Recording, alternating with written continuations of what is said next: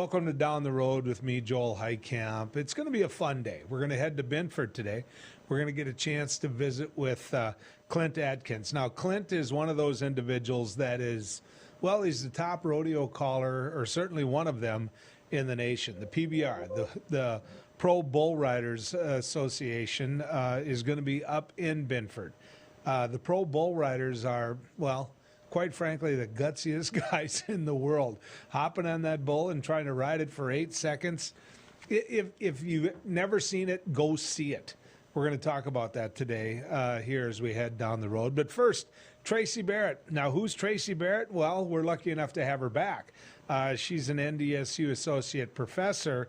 And, of course, Tracy is like my individual that I can count on to talk about the comparisons between the 1920s and the 2020s when it comes to COVID and that era of life. So, Tracy, good to have you coming down the road with us. Thanks, Joel. It's good to be back. I should be calling you Professor Barrett because, quite frankly, people like you scare me. I used to sit up tight in the room when you walked in. So, Professor Barrett, I want to talk about the parallels and the differences between the 1920s and the 2020s. And here's the weird part. And I'm gonna tie this into something I saw. And it was Jon Stewart on the Stephen Colbert show. And he said something, Professor Barrett, that really got my attention. He said in the 1920s, when they were looking at what was going on with the pandemic then, they told people to wear masks and socially distance. He said, we've sure come a long ways since then. And so I think it's best left to you. Why don't you compare those two eras? Yeah, you know, it's interesting when you look at the death rates that are happening in general. Like if you compare COVID with Spanish influenza and you think about the context in which both of these events occur, if you think about the Spanish flu in particular, you know, the Spanish flu is possibly a smaller footnote because it occurs in the context of World War I, where literally millions of people are dying in war. And it's followed almost immediately by World War II. And it happens in an era where, you know, there's no sulfa drug, there's no penicillin. And so death is kind of a familiar friend, right? So if we look, say, at the death rate per 100,000 in 1918 of influenza and flu, it's almost 600. If we look at it for COVID and you include influenza and pneumonia in the COVID death rate in 2020, it's more like 104 per 100,000. So it's almost a sixth of the rate. And I think the familiarity with death is a big theme. You know, death was kind of a familiar friend in 1919, and in 2020, we view it as an enemy to be combated at all costs. So what was the average lifespan then? Do you have an estimate for me? I don't. I would guess that it was probably in the high 40s or right around 50. And so it's quite a bit lower. And for reasons like that, you see death rates for things like cancer being a lot lower, right? I guess the reason that I asked that is because of the fact that, you know, death was, you know, it was in people's lives. You know, they probably understood it better than what we do now. But, you know, the big question is, it came earlier. So is that a factor in it?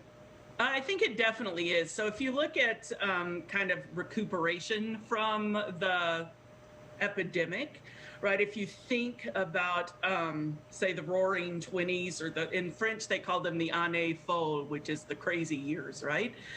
We think about the '20s as being this period of economic prosperity, of incredible social change across North America and Europe, as being this period of cultural flourishing. And there are all sorts of changes that are kind of critical to our own lives today, like the use of automobiles, the use of airplanes, the invention of the telephone. They never imagined in 1920 that we'd have our face stuck to our smartphone, you know, 24 hours a day, right? You know, women are winning the right to vote. And so we look at this and we're really tempted to use history as a way to predict the future, right? Like what happened then? Is it gonna happen now? And there are a few reasons why that's dangerous. You know, in 1974, a guy by the name of Jib Fowles, a sociologist, created a term that he called chronocentrism, which is basically this idea that's whatever's happening to us is the most significant thing we're the most significant generation. We're the ones, our time is the time that's going to change history. And the other times weren't quite as important. And so we see that vaccine rollouts have, promised an end to the COVID pandemic. Is this the start of something new and exciting? Are we going to reconsider work? Are we going to reconsider government? Are we going to reconsider fun? But there's some pretty crucial differences, I think. And one of them, as you pointed out, Joel, is really this idea of the age profile of pandemic victims, right? The Spanish flu was predominantly affecting the young. It was affecting that generation in their 20s, 30s, and 40s, that kind of prime working generation. And its impact on them was compounded by the fact that those were the same young men who were dying in war, right?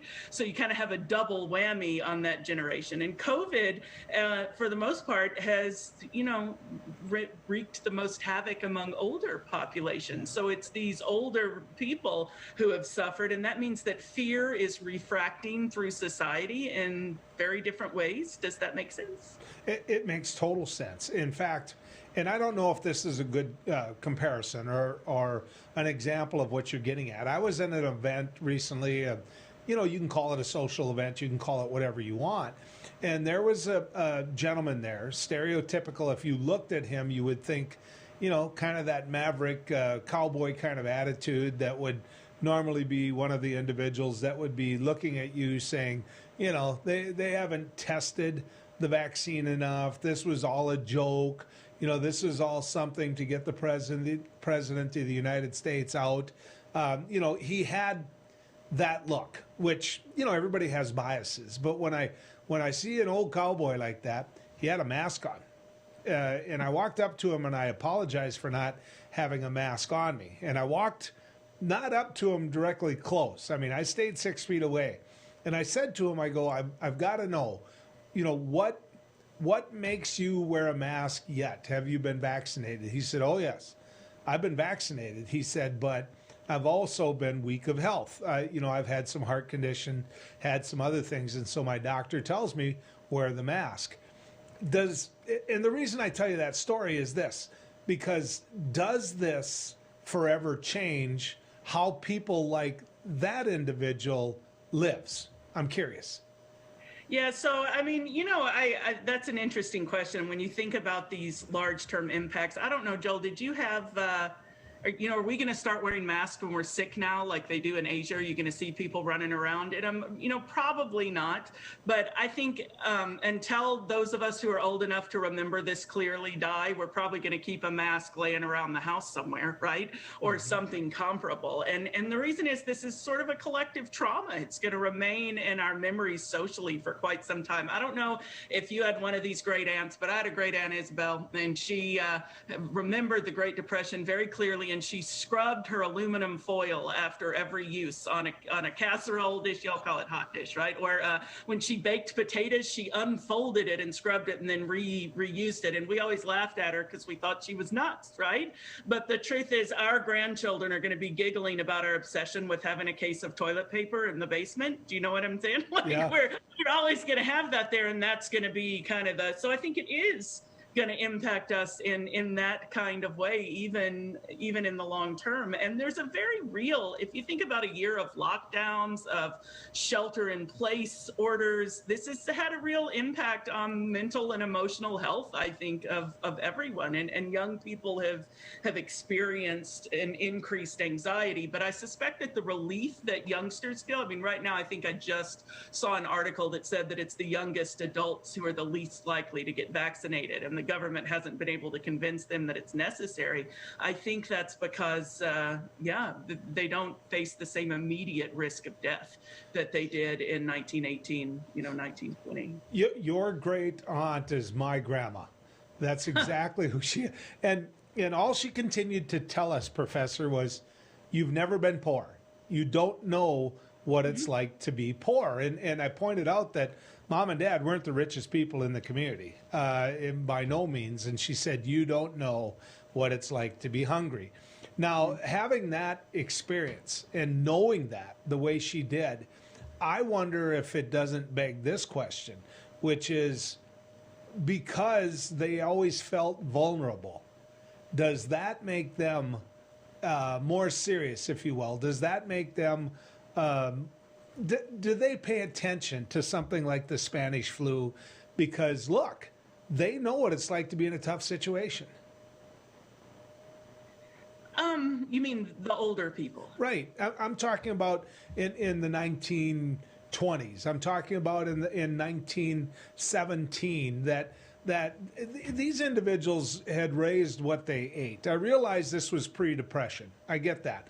The Roaring '20s, all of that. That's not my point. My point is I come from a farming background where they just didn't have very much. And so they always felt vulnerable.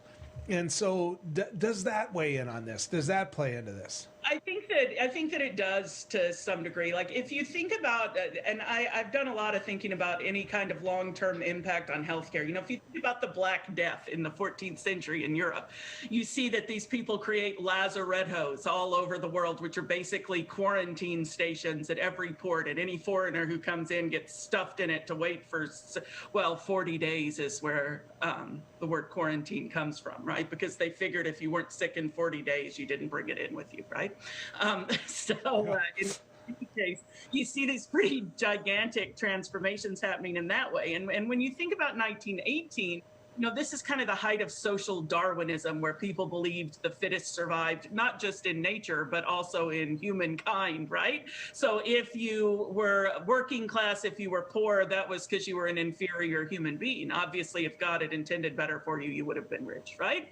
And at least this is the social Darwinian idea that, you know, they lacked the drive to achieve a better standard of living. And that means that if they die from typhoid, from cholera, from flu, then obviously it's their problem, it's their fault. It's not because they're poor, starving, live in abysmal tenements in the cities, right? It's none of that. And so in the context of epidemic, in the kind of late 19-teens, what we see is that public health refers to these measures that are really designed to protect the elite. They're not designed to protect the poor. And this leads to some pretty big disasters. Like in India in the 1890s, there's a huge plague outbreak, and the British colonial authorities institute this public health campaign that basically involves them burning poor Indians' homes to the ground.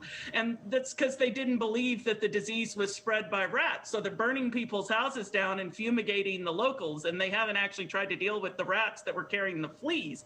And so they can't stop the pandemic, and the failure of this public health measure leads them to, maybe pursue more reasonable and scientifically based approaches, right? But what we do see happening in 1919 and 1920 is that, basically when public health measures don't prove to be effective, the public health approaches change. And so in the aftermath of 1919, we see many governments in the 20s embracing new approaches to healthcare for all, right? Free at the point of delivery. We see this happening in Russia, Germany, the United Kingdom, France. They all put centralized public health care systems in place. And even the US makes a pretty dramatic change. It prefers employer-based insurance schemes, kind of like we're familiar with today, right? Mm-hmm. But these really begin to proliferate in the late 20s and 30s in the United States as a result of the flu. In other words, all of these industrialized nations are taking steps to consolidate healthcare and to expand access to it.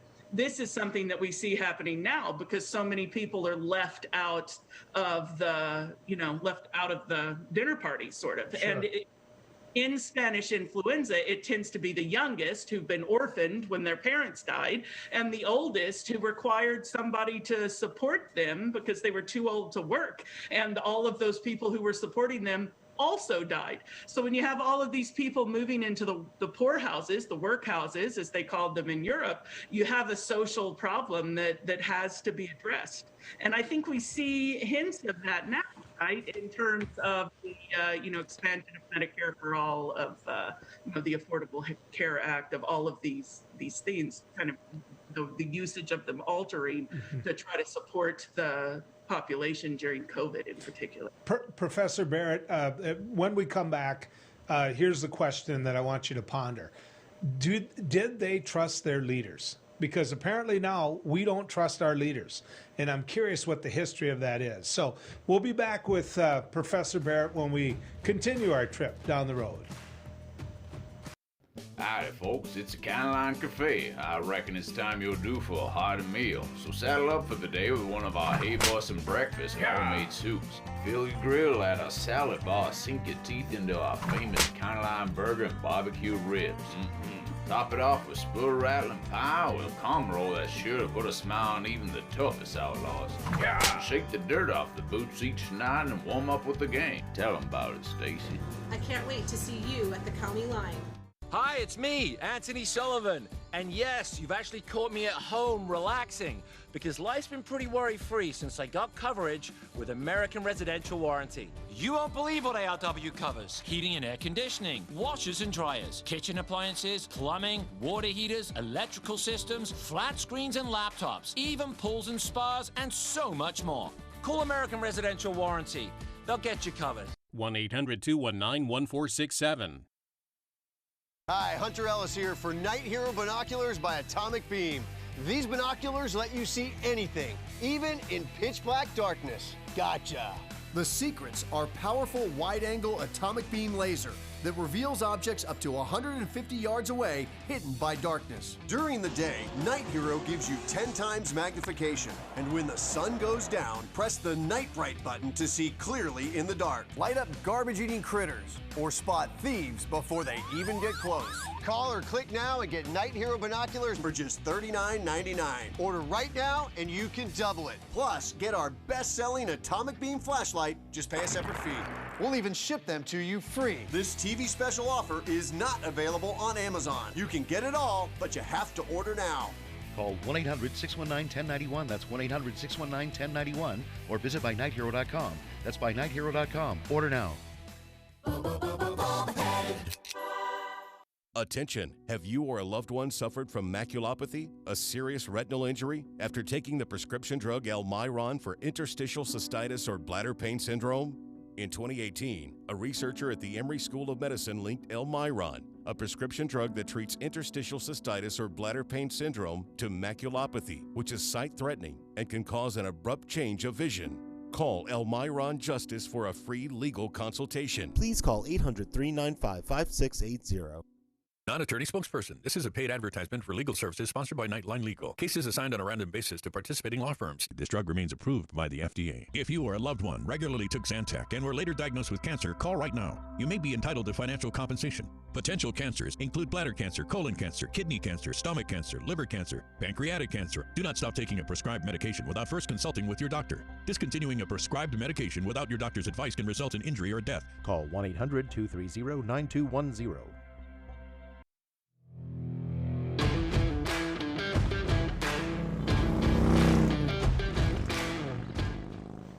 All day long. That's about how long I could visit with Professor Barrett.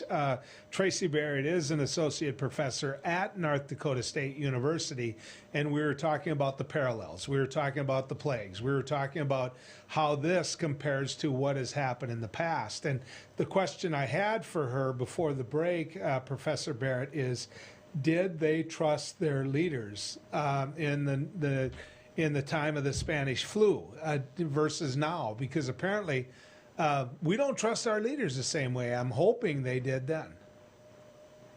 Yeah, you know, it's funny. I think we have a tendency to look at American history and imagine that the two sides of the American political spectrum, whatever they were in any given era, kind of shook hands, politely patted each other on the shoulder and had a beer. But, you know, I really think that that's not how things have been historically. And I think there's been quite a lot of hostility that has traditionally been kind of class-based. In American historical terms, I think it's often been a rural-urban divide. And I think that's changing a bit these days. You know, when we think about the 1920s and what really made the difference in terms of privilege, we think about electricity, right? But the truth is that now it's high-speed internet, right? In 2020, that's what allows you to be prosperous. And this sort of conflict that you see between the classes is really very painful. Even in the 1920s, you tend to only hear the story of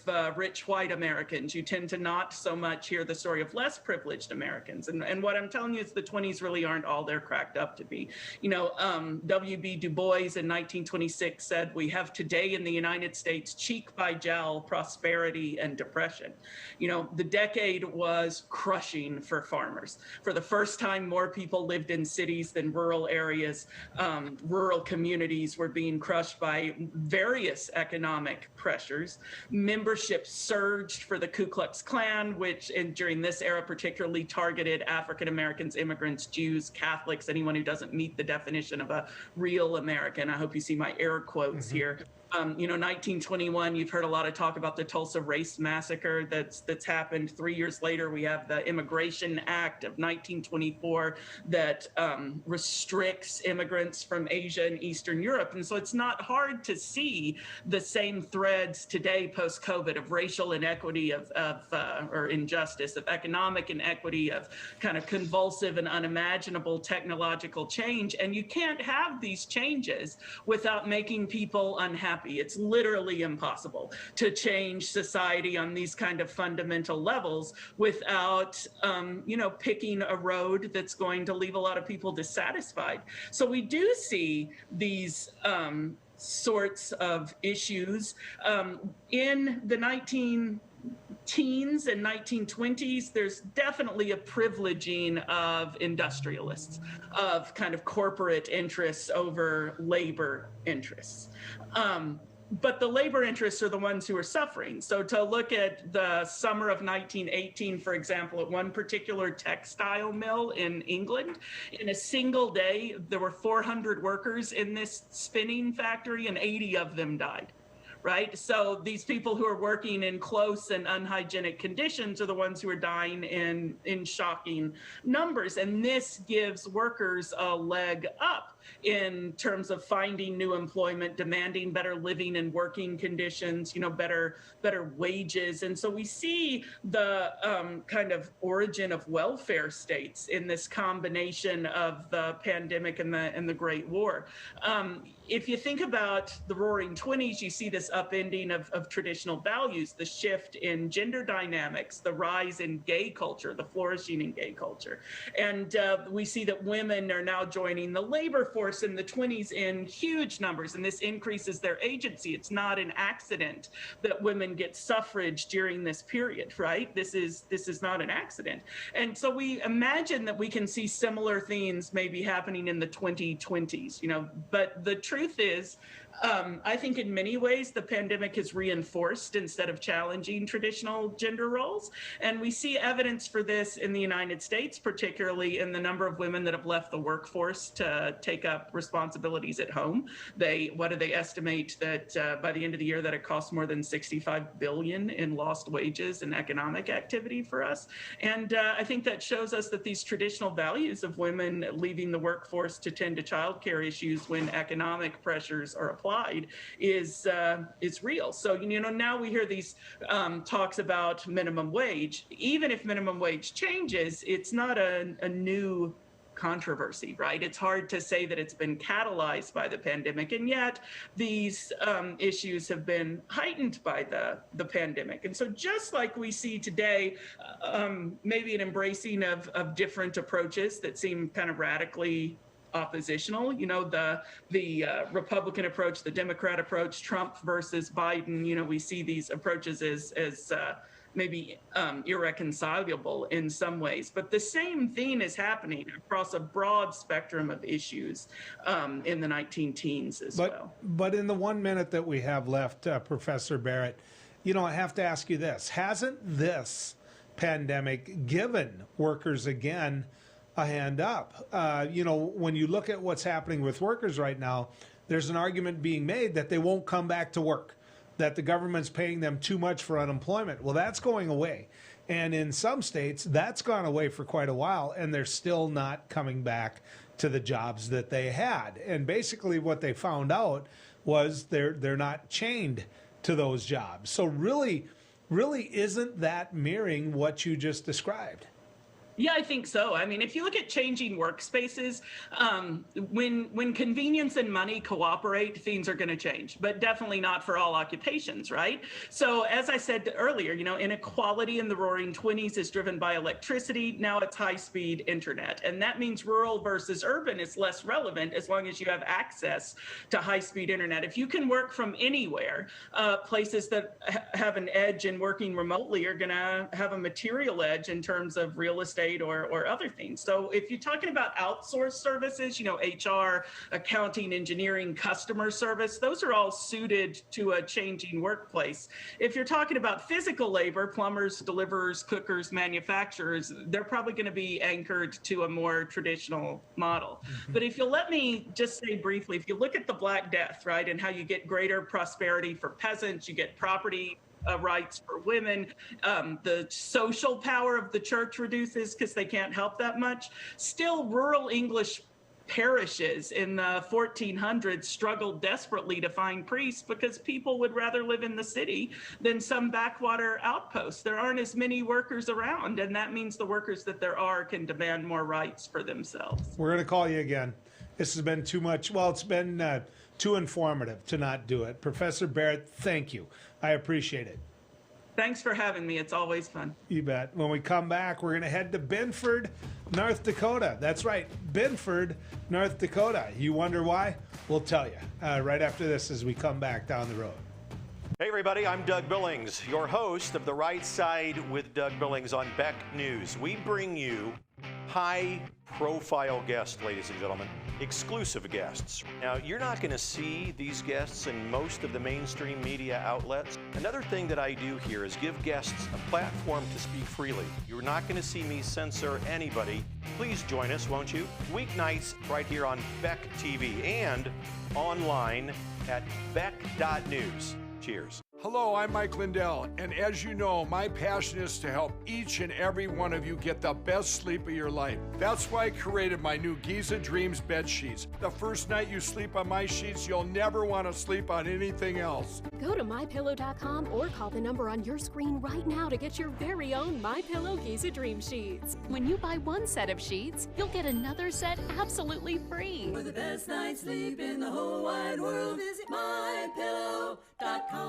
Introducing the Cool Turtle, the ultra-comfortable mask enhancer that creates a protective, cool, and breathable space between your mask and your face. Simply slide under any mask or gaiter and immediately feel the refreshing pocket of air surrounding your face. Cool Turtle's ergonomically designed, soft, comfortable shell immediately reduces mask friction, allowing you to breathe and talk in a comfortable environment. I can actually breathe. With the Cool Turtle, no more sweating. It's like I don't even have a mask on. Call now and get not one, not two, but 3 Cool Turtles for just $10. Order now and we'll send you 2 more Cool Turtles free. No fees, absolutely free. Plus, you can get a 10-pack of 4-ply face masks. Just pay a separate fee. This offer is not available on Amazon. Get the real Cool Turtle now. Call 1-800-270-1219. That's 1-800-270-1219. Or visit getcoolturtle.com. Order now. We're the ladies of Another View, bringing you a fresh view on local issues. Thank you for your patience and understanding. Oh my gosh. Isn't that the most condescending, rude email you've ever received? Well, welcome to National the news. third term of a certain president. I really believe that. And different perspectives you won't get on the mainstream media. Watch us weekday afternoons at 4:30 Central Time on Beck News and at beck.news.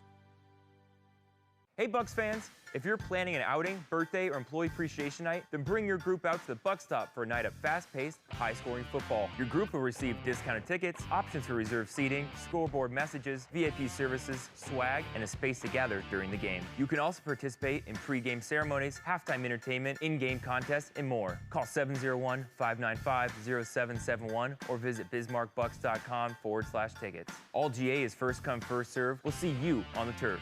Go Bucks.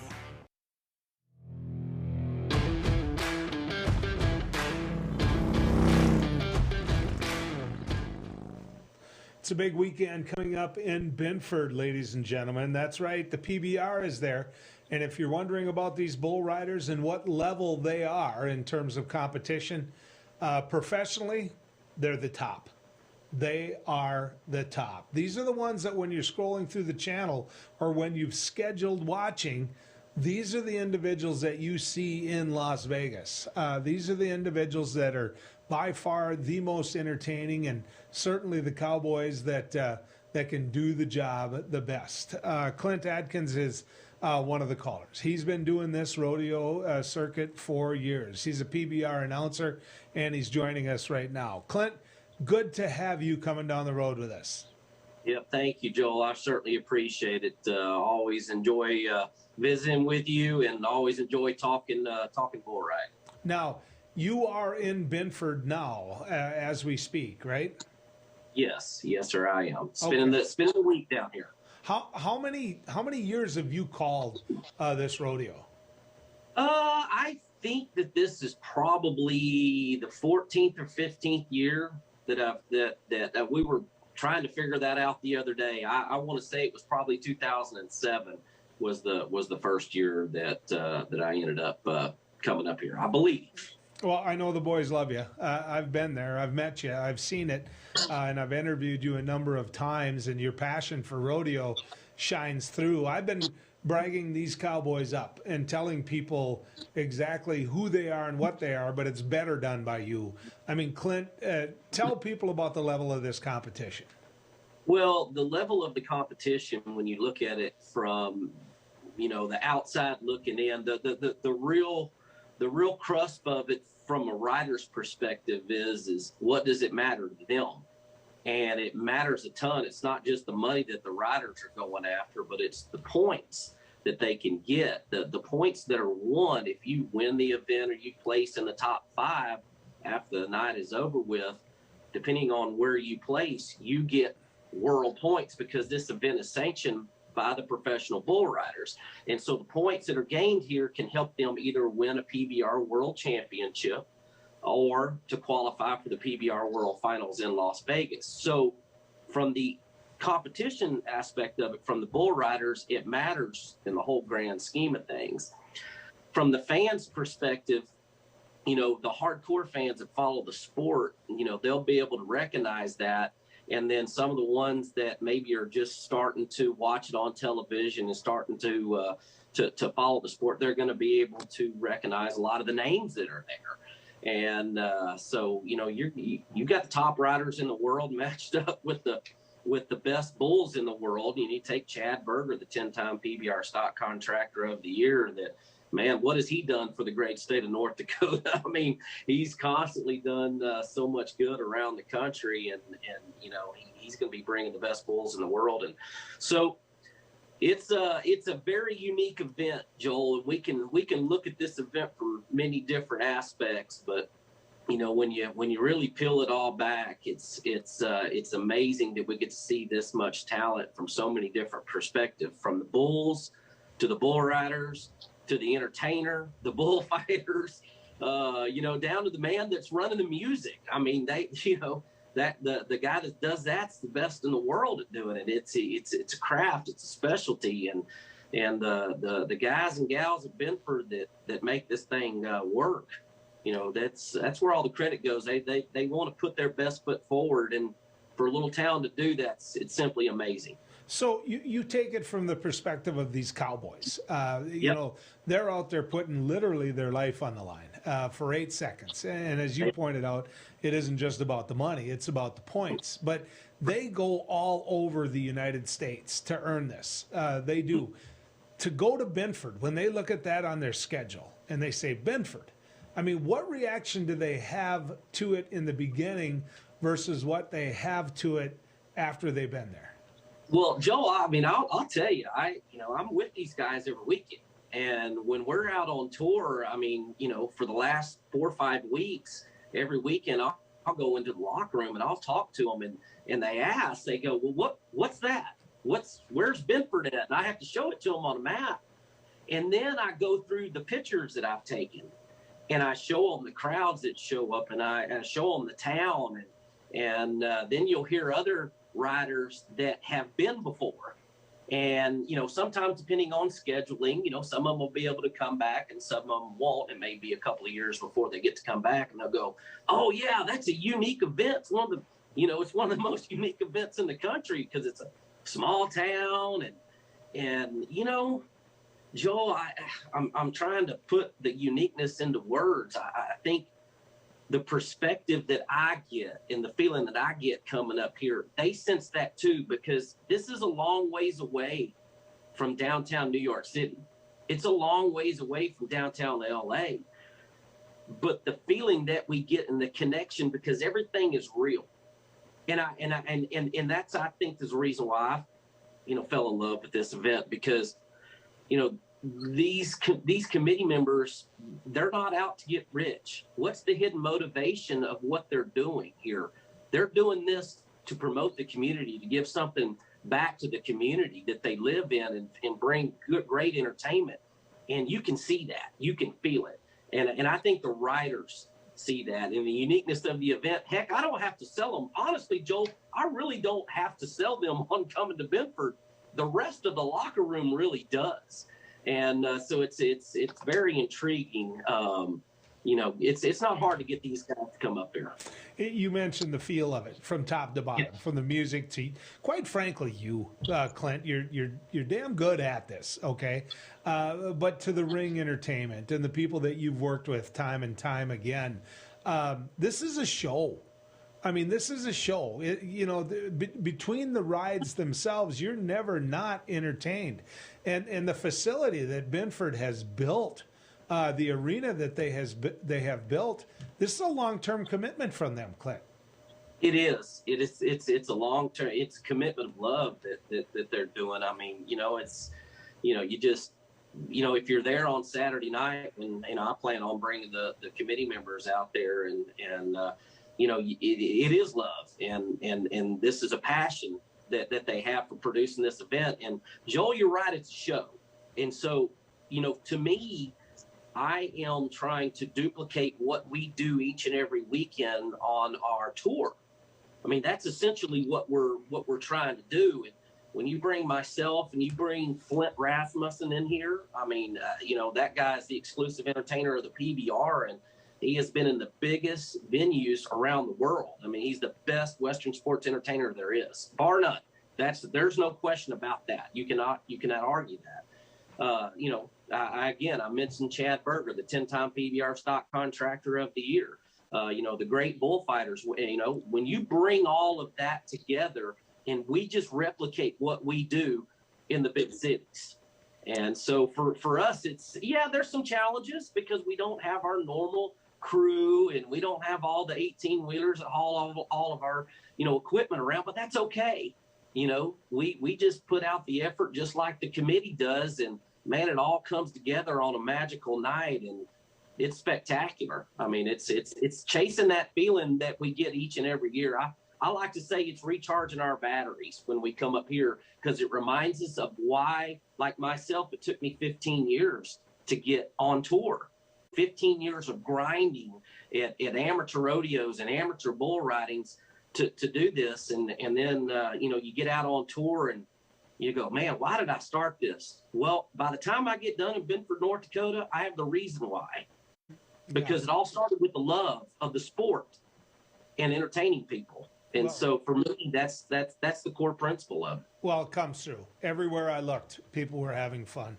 Clint, they're going to have fun Saturday night. You're going to make it fun, and those Cowboys are going to really make it fun. And, of course, that committee that you're going to bring out, they work. Yep. So, Clint, good to have you coming down the road with us. Thank you. Yeah, just a great guy, ladies and gentlemen. When we come back, Lisa Miller is going to join us. She is a consumer marketing strategist. Let's talk about where we're headed with all of this as we continue our trip down the road. Hello, I'm Mike Lindell, and as you know, my passion is to help each and every one of you get the best sleep of your life. That's why I created my new Giza Dreams bed sheets. I started by using the world's best cotton called Giza. It's only grown in a region between the Sahara Desert, the Mediterranean Sea, and the Nile River. It's ultra soft and breathable, but extremely durable. My Giza sheets also include full 21-inch wide pillowcases that will fit over any pillow and deep pocket sheets that will fit over any mattress. The first night you sleep on my sheets, you'll never want to sleep on anything else. Go to mypillow.com or call the number on your screen right now to get your very own MyPillow Giza Dream Sheets. Giza Dream Sheets are available in a variety of colors. Use your promo code, and for a limited time, when you buy one set of sheets, you'll get another set absolutely free. For the best night's sleep in the whole wide world, visit mypillow.com. Non-attorney spokesperson. This is a paid advertisement for legal services sponsored by Nightline Legal. Cases assigned on a random basis to participating law firms. This drug remains approved by the FDA. If you or a loved one regularly took Zantac and were later diagnosed with cancer, call right now. You may be entitled to financial compensation. Potential cancers include bladder cancer, colon cancer, kidney cancer, stomach cancer, liver cancer, pancreatic cancer. Do not stop taking a prescribed medication without first consulting with your doctor. Discontinuing a prescribed medication without your doctor's advice can result in injury or death. Call 1-800-230-9210. Seniors, are you aware that you could pay less for your car insurance? Seniors can save money on their car insurance. You might save a little, you might save a lot.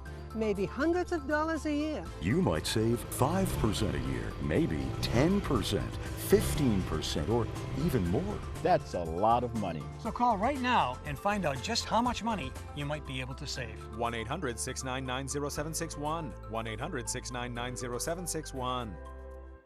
Hi, it's me, Anthony Sullivan. And yes, you've actually caught me at home relaxing because life's been pretty worry-free since I got coverage with American Residential Warranty. You won't believe what ARW covers. Heating and air conditioning, washers and dryers, kitchen appliances, plumbing, water heaters, electrical systems, flat screens and laptops, even pools and spas, and so much more. Call American Residential Warranty. They'll get you covered. 1-800-219-1467. I'm Rick Becker from No Apologies. Welcome to your after-hours oasis of sanity. How can these people not see that they're just clowns? We help simplify and educate you on things going on in the legislature and around the country. Asking the hard-hitting questions. But also having Lee Stack and Sid and Marty Croft stuff, and we've talked about that sometimes. It's bad. Watch us weeknights at 9 Central on Beck News and online at beck.news.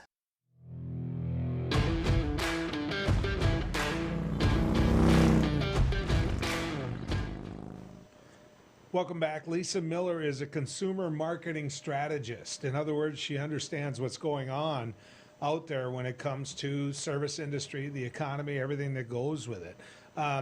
Apparently, if you look at it, customers are getting frustrated.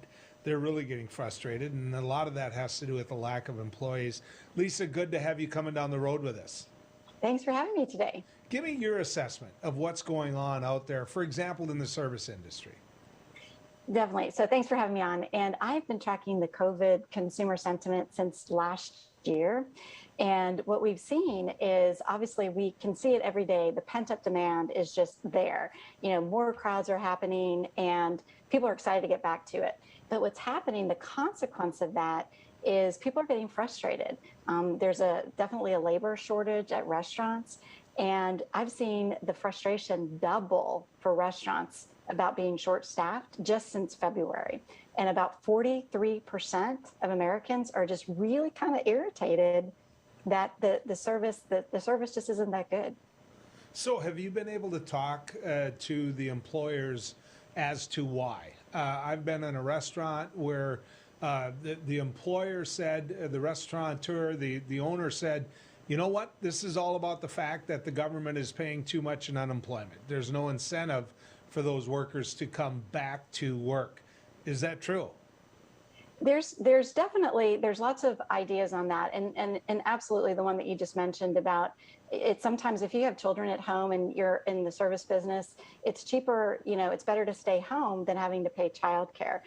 There's 24 states that are going to be repealing that in the coming weeks, so that will help. But the other thing is, you might have seen there's just some bad customer behavior out there too, right?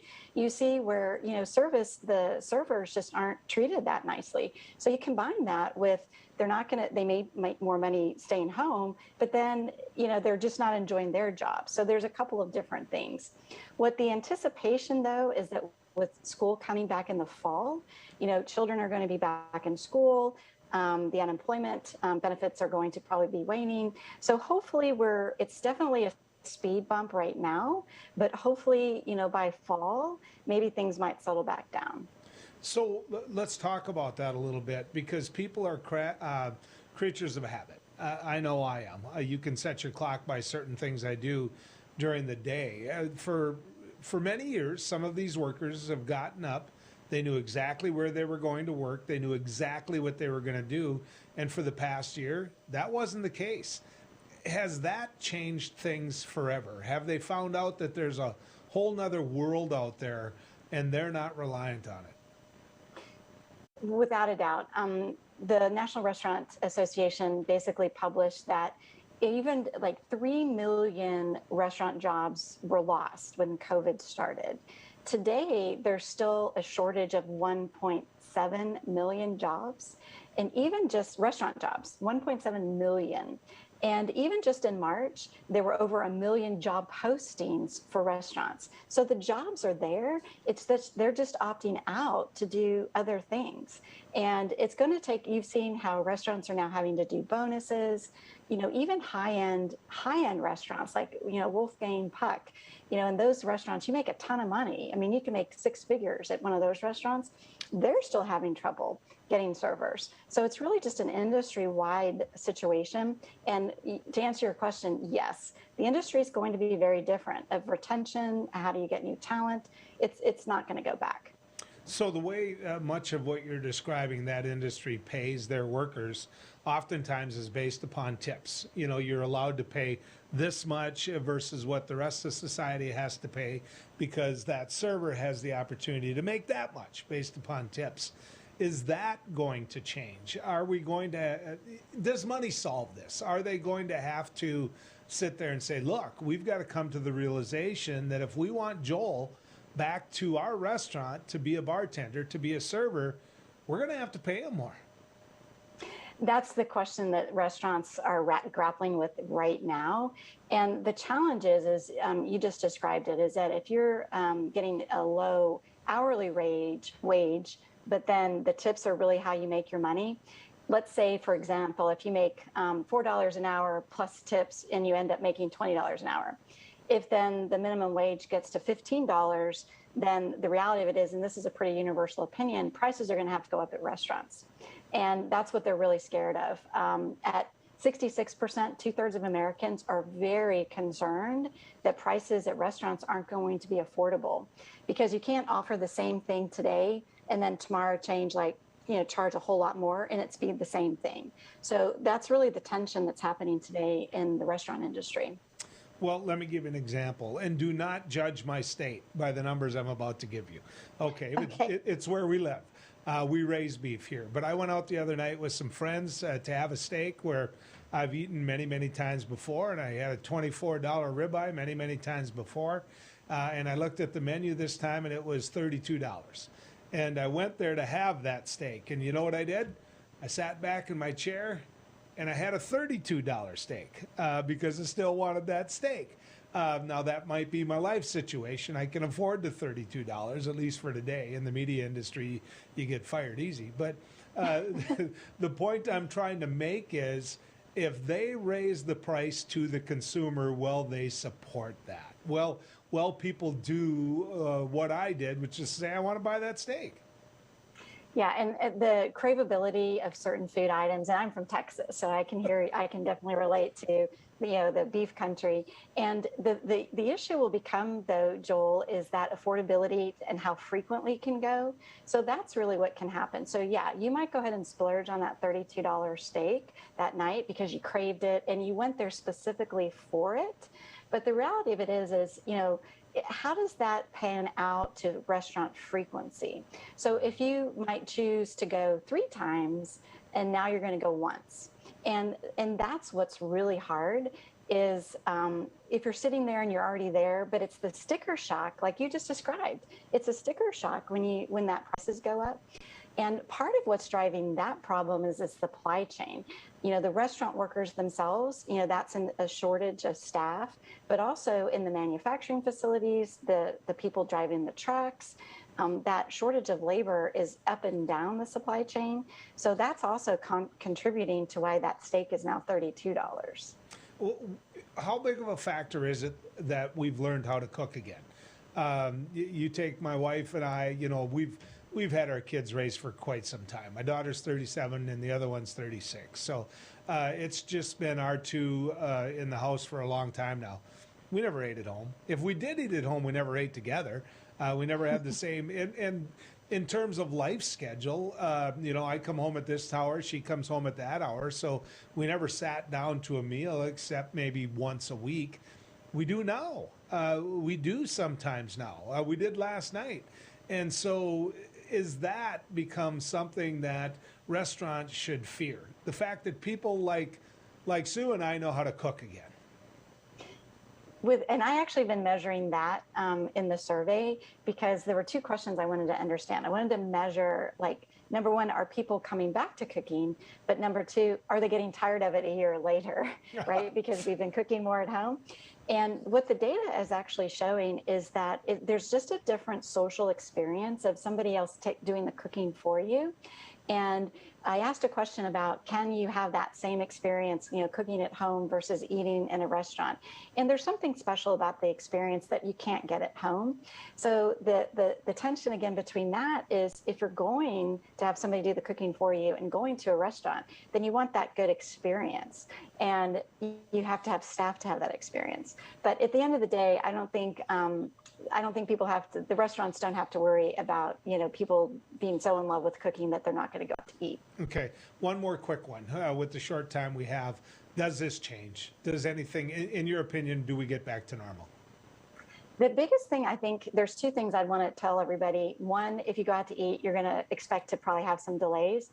But for restaurant owners, what they really need to do is balance that. Lead with joy is what I call it, and deliver that exceptional experience. But you have to still reassure with safety because we can't give up. Consumers are still wanting to see those visible safety measures happening, like cleanliness, trying to social distance. So operators need to be more in tune with that maybe than even a year ago. So those are the two things: lead with joy and reassure with safety. Okay. And I won't even bring up which one of us cooks better between Sue and I, because I could just get in trouble for that. Lisa, thank you for coming on. I appreciate it. Thank you so much. When we come back in our trip down the road, we're going to give you some closing comments, so stick around. Do you worry about going to the dentist? After all, a visit to the dentist can easily cost $2,000 or more. Well, relax. The Carefree Dental Card is now available in your area. Call now and we'll send your actual card at no cost today. With the Carefree Dental Card, you go to the dentist whenever you need and you instantly pay a lot less. Activate your card and you can start using it immediately. From exams and cleanings to more expensive procedures like crowns, dentures, even braces, they're all included with the Carefree Dental Card. Say you go to the dentist today without any card and your bill is, well, ouch. Wait a minute, let's try that again. You go to the dentist today and show your Carefree Dental Card, you save $525. The Carefree Dental Card is just $15.95 a month, so call now and make going to the dentist carefree. Call 1-800-416-5739 to receive your Carefree Dental Card information kit. 1-800-416-5739. Call now. I can't say enough good things about these nano hearing aids. Real people talking about nano hearing aids. The hearing quality is great. Until now, hearing aids used to be too expensive for the average person. Until nano.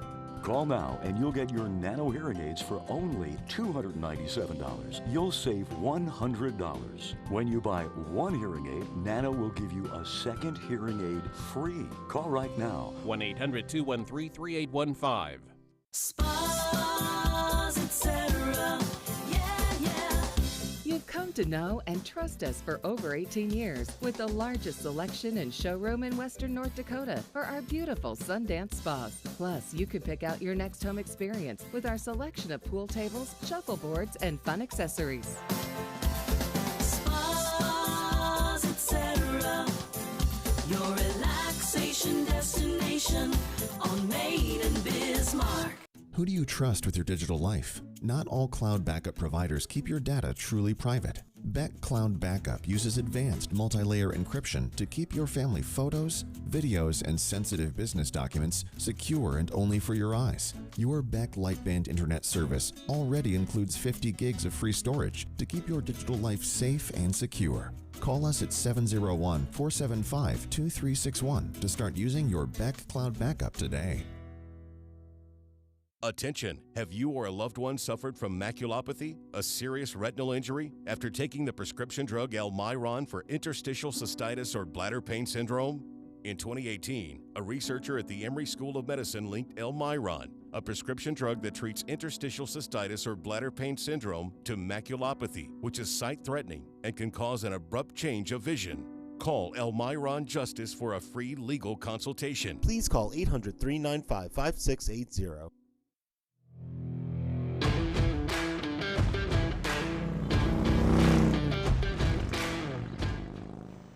It really doesn't matter what his name is because there's more names behind him that have come before him. He's just the first one to come out in the NFL and say, I'm gay. Okay, I'll tell you what team he plays for. He plays for the Las Vegas Raiders. But that, again, that doesn't matter. He came forth and said, I'm gay, and I play professional football. He also said that there's a limited amount of time that he has the ability physically to do this, to play this. And so let me play, please, and focus on my playing rather than on the fact that I'm gay. So let me tell you a little secret, ladies and gentlemen. Before him, there have been gays that played. There have been gay men that have played in the NFL before him. They just didn't come forward and say, and that's their right too. That is their right. Now, why did he? Courage, maybe? I don't know. Maybe a sense of responsibility, but he broke down a barrier. He did. And I think you're going to find this.